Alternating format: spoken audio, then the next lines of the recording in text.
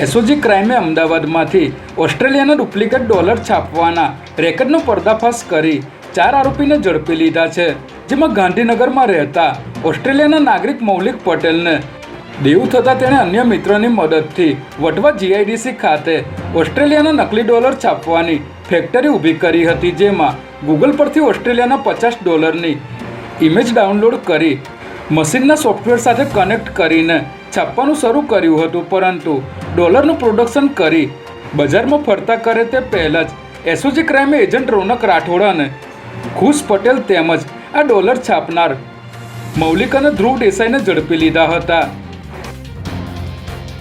અમદાવાદ શહેરમાં હાલ પોલીસનું કોમ્બિંગ યથાવત જોવા મળી રહ્યું છે, જેમાં પોલીસના ઉચ્ચ અધિકારીથી લઈને કોન્સ્ટેબલ સુધીના કર્મચારીઓ હાજર રહે છે. ત્યારે ઝોન 4 ડીસીપી કાનન દેસાઈ પણ કોમ્બિંગની કાર્યવાહી દરમિયાન હાજર રહ્યા હતા.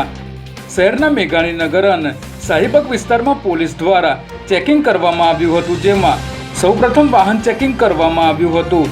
ત્યારબાદ ચાલતા ડીસીપીથી લઈને તમામ અધિકારીઓએ ફૂટ પેટ્રોલિંગ કરી હિસ્ટ્રી સીટરોના ઘરે પણ તપાસ કરી હતી. ગુજરાત પ્રદેશ ભાજપ દ્વારા સદસ્યતા અભિયાનની ચાલતી પ્રક્રિયા બાબતે પ્રદેશ કાર્યાલય કમલમ ખાતે એક બેઠક મળી હતી. આ બેઠકમાં આગામી દિવસોમાં વોર્ડ અને તાલુકા પ્રમુખો તેમજ જિલ્લા અધ્યક્ષની થનારી નિમણૂક અન્વયે માર્ગદર્શિકા જાહેર કરાઈ હતી, જેમાં વોર્ડ અને તાલુકા પ્રમુખની નિમણૂક માટે વધુમાં વધુ 40 વર્ષની વયમર્યાદા રાખવામાં આવી છે. આ ઉપરાંત એવો પણ નિયમ લાવવામાં આવ્યો છે કે 2 ટર્મ સુધી સક્રિય સભ્ય હોય તેમને જ મંડળના અધ્યક્ષ બનાવવાના રહેશે.